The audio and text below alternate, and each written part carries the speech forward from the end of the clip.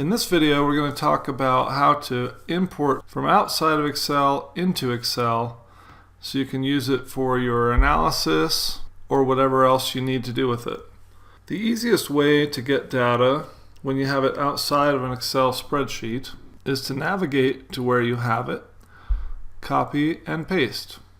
I have pre-selected a website here that just lists US states and their capitals. You can see it's already in a table format. So I'm just going to put my mouse right here, and you can see it turns into the text cursor. This is the select text cursor. Click and drag all the way down. You see as it selects all the data. I let go, and I'll hit Control and C on my keyboard to copy the data. Or you could also click right click and click copy there. And you can see that it shows Control C as the shortcut.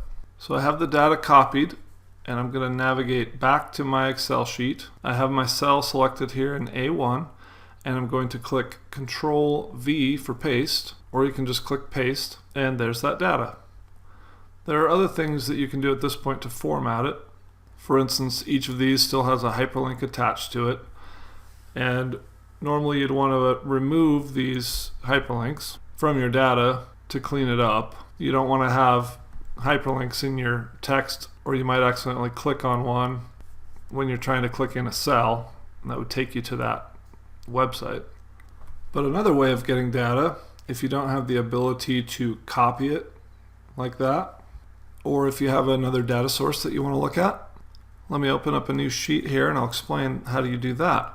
Under the Data tab, you'll see External Data. Click there, and let's look at From Web. This is a good one, and I have a website that I've pre-selected with some data right here.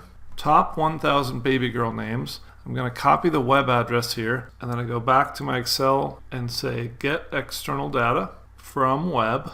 Then you go here and paste the website in it and hit Go. So now what's happening is Excel is looking at this website, and it's searching for any data that Excel can use and grab and import into Excel. There's going to be a few pictures and things that it's going to have a hard time to grab, but let's see how it works here. So it's asking for import data, what cell I want to start in, and I want to start on existing worksheet and hit OK. And then it will start to search that website and grab that information. And sometimes it'll take a little while, but you can see it's grabbing the very first word, Babel, and it's just going down the entire web page and looking for all the text. And then if we scroll through here, then we get to the actual data we're looking for. And here are those lists of names from the website. And a little bit later I'll show you how to separate out the Juan and the Emma, because we probably wouldn't want those in the same cell when we go to do analysis. But here we are, you can see we have all 1,000 baby names. If I hit Control Home, it takes me back to the very top corner. So that's a couple of different ways to import data. If you have it in a Word document or a PDF or some other source, you can follow the same method that we used here. Simply select all the data, copy, move to Excel, usually start in cell A1, and then click paste. Let's go back to the baby names sheet and do some cleaning up on that. So if we click on the A, we can select the entire column, and then we'll go to the Data tab and click on Text to Columns.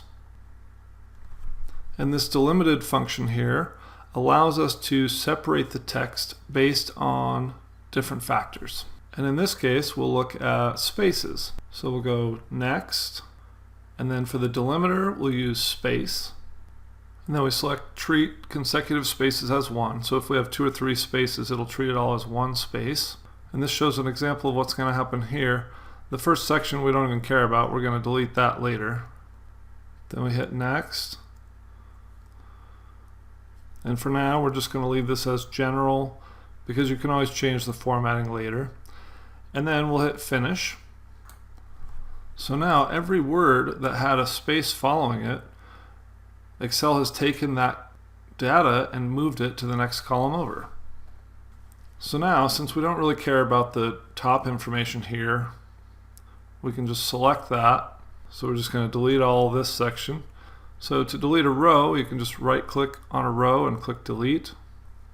And then I can select all of these again. I can click Control Home, takes me to A1.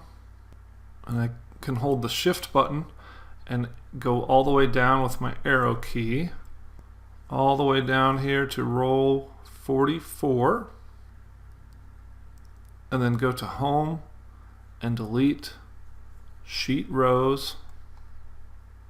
And I'll show you how to do that with a keyboard shortcut as well. I'm going to click Control Z to undo it.